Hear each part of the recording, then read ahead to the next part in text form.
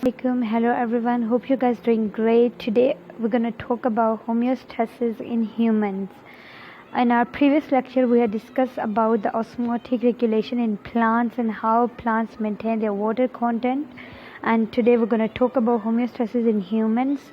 जैसे कि आप जानते हैं जब हमने ये चैप्टर स्टार्ट किया था, बेसिकली जो चैप्टर का नेम है वो भी होम्योस्टेसिस है। हमने थोड़ा सा प्लांट के हवाले से होम्योस्टेसिस को डिस्कस किया था कि उनमें किस तरीके से होम्योस्टेसिस हो रही होती है, और आज हम देखेंगे कि ह्यूमन के अंदर जो है वो कौन सा मैकेनिज़्म है या कौन से ऐसे ऑर्गन हैं जो उसको होम्योस्टेसिस करने में और जो उसकी इंटरनल बॉडी कंडीशंस होती हैं उनको मेंटेन करने में जो है वो हेल्प करते हैं। इसमें सबसे पहले तो हम 3 मेन ऑर्गन्स को देख लेते हैं। Those are playing an important role in homeostasis, और वो हमारे पास हैं, एक तो आ जाते हैं हमारे हैं लंग्स, और दूसरा हमारे पास है skin, and the third is kidneys. अच्छा, लंग्स जो होते हैं, ऑल दो कि हम उनके बारे में अपने जो प्रीवियस चैप्टर था उसमें भी बहुत डिटेल के साथ डिस्कस कर चुके हैं, और लंग्स का हमने फंक्शन भी देखा था कि lungs remove excess carbon dioxide and keep it in balance. हमारी बॉडी से जो कार्बन डाइऑक्साइड होती है एक्सेस अमाउंट, उसको रिमूव करना, ऑक्सीजन को बॉडी में ले के आना, उसको ब्लड के थ्रू से पूरी बॉडी के अंदर ट्रांसफ़र करना। तो ये फंक्शन था लंग्स का, और इस तरीके से वो होम्योस्टेसिस को मेंटेन रखते हैं। दूसरी हमारे पास आ जाती है स्किन, और स्किन का क्या फंक्शन होता है कि स्किन हमारी बॉडी के टेम्परेचर को मेंटेन रखती है और एक्सेस जो वाटर या सॉल्ट वगैरह होता है उसको रिमूव करवाती है। और कैसे रिमूव करवाती है? स्वेट के थ्रू से, यानी जब हमें पसीना आता है तो उसके साथ साथ ये salt, urea, uric acid etcetera ये भी जो है वो रिमूव हो जाते हैं। थर्ड हमारे पास जो ऑर्गन है वो है किडनी। किडनीज़ क्या करती हैं? वो फ़िल्टर करती हैं जो एक्सेस वाटर है या सॉल्ट, यूरिया, यूरिक एसिड वगैरह को, और ब्लड के अंदर से, मतलब ब्लड के अंदर से जितना भी वेस्ट प्रोडक्ट्स होती है एक्स्ट्रा, उन सबको ये रिमूव करके और यूरिन बन जाता है, और वो जो यूरिन होता है फिर उसको बॉडी से रिमूव कर दिया जाता है।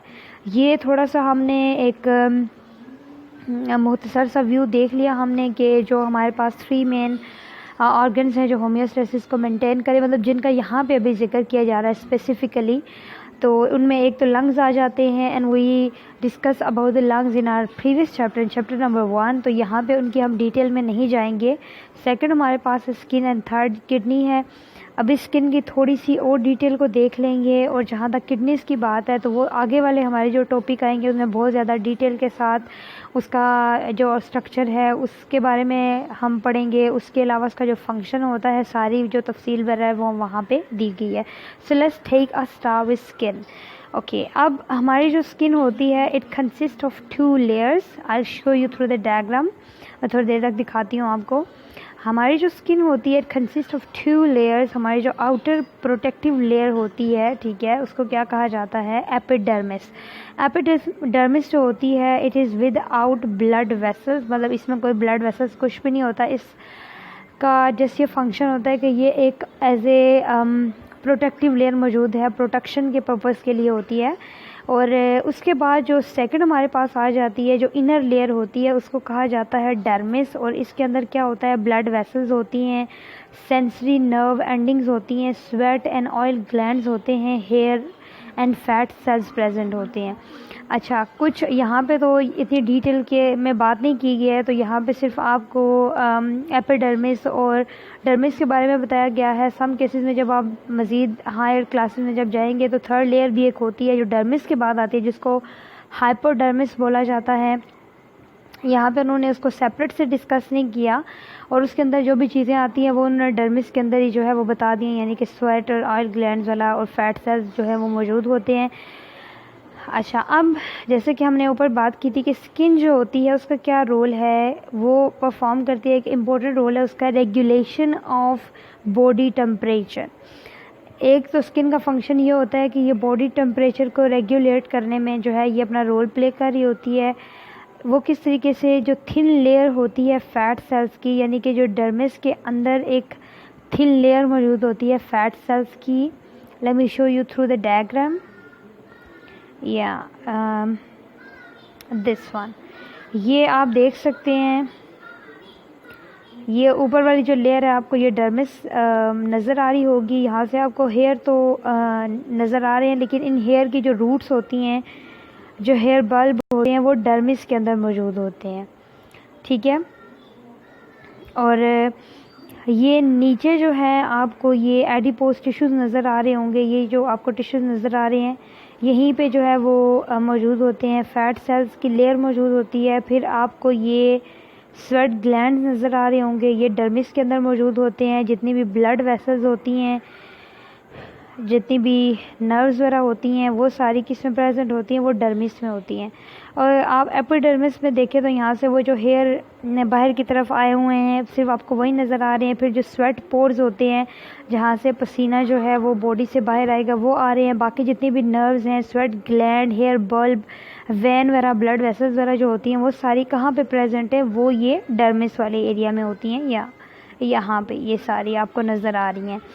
तो हमारी स्किन का जो हम फंक्शन देख रहे थे वो उसका एक फंक्शन बताया गया था कि हमारी जो स्किन होती है वो क्या करती है कि वो आपकी हमारी जो बॉडी टेम्परेचर होता है उसको रेगुलेट करती है। वो किस तरीके से रेगुलेट करती है, वो इस तरह से रेगुलेट करती है कि ओब्वियसली आप देखिए कि जब बहुत ज़्यादा गर्मी होती है तो हमें पसीना आता है। जब हमें पसीना आता है तो वो स्वेट ग्लैंड जब हमारा स्वेट कॉज करते हैं तो उस पानी के साथ साथ हमारी बॉडी से हीट भी जो है वो रिमूव होती रहती है। और जब पसीने में जब आप फिर पंखे के नीचे जाके बैठते हैं तो एक कूलिंग इफ़ेक्ट आता है आपको, ठीक है, एक ठंड का एहसास होता है। और उसके अलावा वो जो हीट होती है, बॉडी हीट, वो उस पसीने के थ्रू से, स्वेट के थ्रू से हमारी बॉडी से रिमूव होती है और इस तरीके से हमारी बॉडी का टेम्परेचर जो है वो मेंटेन रहता है। अच्छा, यहाँ पे वो आपको गूज़ बम्प्स के बारे में थोड़ा सा बताया गया है। यानी देखिए जब आपको सर्दी लगती है तो आपके जो बॉडी होती है, मतलब गूज़ बम्प्स जो है वहाँ पे कोज होते हैं। या हेयर वी गो, ये आप इस पिक्चर में देखिए, ये आपको गूज़ बम्प की सिचुएशन नज़र आ रही है। आप खुद भी इसको फील कर सकते हैं ना, आप अपने बाजू पे कर सकते हैं, हाथ पर जब ज़्यादा सर्दी होती है या जब सम टाइम ये होता है कि हमें डर लग रहा होता है किसी चीज़, ये कोज हो सकते हैं ये इस तरीके से। यानी कि हेयर आपके इरेक्ट हो जाते हैं और स्किन के ऊपर आपके इस तरह से स्किन हो जाती है आपकी, और हेयर जो होते हैं वो आपके इरेक्ट हो जाते हैं। अच्छा, अब ये क्या होते हैं? The thin layer of fat cells in the dermis insulates the body. Contraction of small muscles attached to hair form goosebumps. It creates an insulating blanket of warm air. यानी कि जब आपको सर्दी लग रही होती है, ठीक है, गूज बम्स आना या कपकपी तारी हो जाना, बेसिकली ये जो आपको कपकपी तारी हो जाती है, शिवरिंग होती है सर्दियों में, ये आपकी बॉडी की तरफ से एक, आप कह सकते हो कि एक मैकेनिज़्म है आपकी बॉडी को वार्म अप करने के लिए। यानी जब आप पे कपकपी तारी होती है ना, तो ये एक कपकपी होना, शिवरिंग होना भी, ये आपके ब्रेन के इंस्ट्रक्शंस में होता है। वो किस लिए होता है कि आपकी जो बॉडी है उसको वार्म अप किया जा सके। अच्छा, जब ये सिचुएशन होती है तो उसमें जो आपके मसल्स मौजूद होते हैं आपकी बॉडी में, मतलब हेयर जिन मसल्स के साथ अटैच होते हैं, जो स्मॉल मसल्स हैं, तो वो क्या होता है, वो कॉन्ट्रैक्ट हो जाते हैं। जब वो सिकुड़ते हैं तो उस टाइम पे ये गूज बम्प वाली सिचुएशन आती है। आप अपनी स्किन पे देख भी सकते हैं ना, जब हेयर आपके इरेक्ट होते हैं तो आपकी स्किन के ऊपर पिंपल की तरह के ना ऐसे वो बन जाते हैं। तो वो कब होता है कि वो जब आपके मसल्स जो हैं वो कॉन्ट्रैक्ट हो जाते हैं, मतलब हेयर जहाँ पे मौजूद है, हेयर बल्ब वाला एरिया, वो जब कॉन्ट्रैक्ट होते हैं तो आपकी स्किन ऊपर को ना उभर जाती है, ठीक है, प्रोमिनेंट हो जाती है। तो इस तरीके से जो एक वार्म एयर होती है वो एक ब्लैंकेट सा बना देती है आपकी एक पूरी स्किन के ऊपर, आपको जो है वो प्रोडक्शन देने के लिए, वार्म अप रखने के लिए। अच्छा, उसके अलावा मैं वैसे पहले ये एक्सप्लेन कर चुकी हूँ, बात दोबारा यहाँ पे देख लेते हैं। Similarly skin helps in providing cooling effect when sweat is produced by sweat gland and access body heat escapes through evaporation. Metabolic waste such as excess water, salt, urea and uric acid are also removed in sweat. As I told you before कि जब आपकी skin जो है वो आपको एक cooling effect भी देती है, यानी हम हमारी बॉडी के अंदर जो स्वेट ग्लैंड्स होते हैं, जो पसीना जिन्होंने कोज करना होता है, वो क्या करते हैं कि जब वो पसीना आता है, स्वेट कॉज होता है, तो उसके साथ साथ बॉडी हीट भी रिमूव होती है। फिर उस पानी के अंदर जो है वो सॉल्ट भी होता है, यूरिया भी, यूरिक एसिड भी होता है, जो पसीने के साथ जो है वो रिमूव हो जाता है। तो इस तरह से एक तो कूलिंग इफ़ेक्ट आ जाता है, स्किन जो बॉडी का टेम्परेचर होता है वो भी मेंटेन होता है, और कुछ जो वेस्ट मटेरियल होता है वो भी इस तरीके से रिमूव हो जाता है। अच्छा, अब यहाँ पे लंग्स के बारे में तो एज सच हम कोई डिटेल नहीं पढ़ेंगे, उसमें खुद भी मेंशन किया हुआ है कि in the previous chapter we have learn how lungs maintain the concentration of carbon dioxide in the blood, कि हम पिछले चैप्टर में पूरा वो डिटेल के साथ पढ़ चुके हैं कि लंग्स जो है वो किस तरीके से कार्बन डाइऑक्साइड की कंसंट्रेशन को मेंटेन करते हैं, और उसके अलावा कि our cells produce carbon dioxide when they perform cellular respiration, यानी कि जब सेलुलर रिस्पायरेशन होती है तो बेस रिस्पायरेशन की जो वेस्ट प्रोडक्ट थी वो क्या थी, वो कार्बन डाइऑक्साइड थी।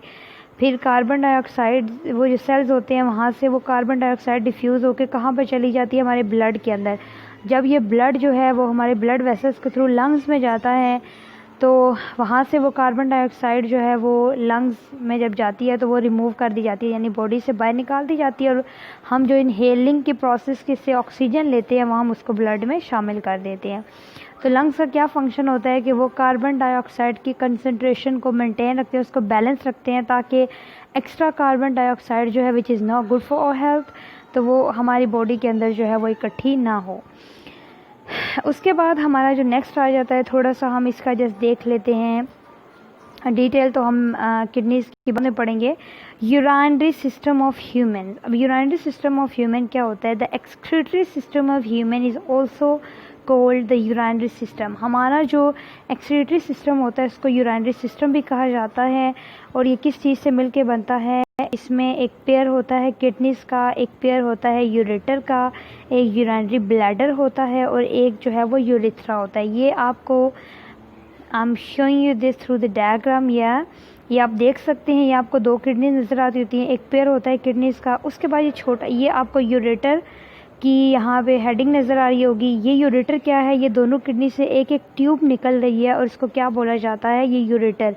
इनका क्या काम होता है यूरेटर का? कि किडनी जब फ़िल्टर कर देती है ब्लड को, उसमें से water, extra water, waste material वगैरह सारा निकाल के जब वो यूरिन बन जाता है तो वो इन किडनीज में से इन यूरेटर जो है इसको कैरी करती है, उसी को, वो जो वेस्ट मटेरियल, पानी और इसके अंदर यूरिक एसिड, यूरिया, यानी कि वो जो यूरिन बन जाता है वो यूरेटर इन दोनों किडनी में से उसको कैरी करता है और कहाँ पे लेके जाता है? या ये देखिए, ये है, दिस इज़ यूरिनरी ब्लैडर।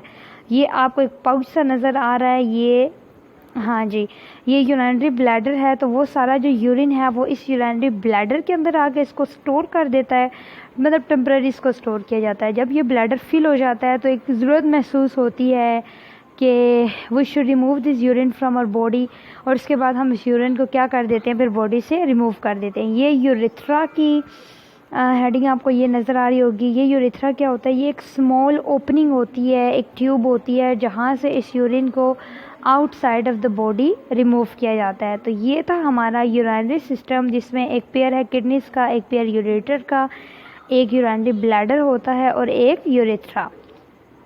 तो ये हमारा यूरिनरी सिस्टम। ओके, तो आज हमने today we have discuss about the homeostasis in humans, and we also learn about the different part that have been playing an important role in homeostasis. और वो कौन से 3 पार्ट से? Lungs, skin and kidneys. उनका थोड़ा थोड़ा function हमने देख लिया। As for as kidneys are concerned, in our next topic we will talk about kidneys, और हम उसकी पूरी डिटेल को देखेंगे, उसके स्ट्रक्चर को देखेंगे, फिर उसके सारे फंक्शन को देखेंगे। तो आज का जो हमारा टॉपिक था उसमें बस हमने इतना ही डिस्कस करना था। अब आप लोगों ने, अगर कोई पॉइंट आपको समझ नहीं आता, जैसे कि मैं हर दफ़ा बोलती हूँ, you have to ask me, और जो भी आपको समझना ये ना आया वो पूछ लीजिएगा। और उसके अलावा जो भी मैं टास्क आपको देती हूँ करने के लिए, काइंडली उसको टाइम से मुझे करके दिया करें। Okay, have a good day and take care.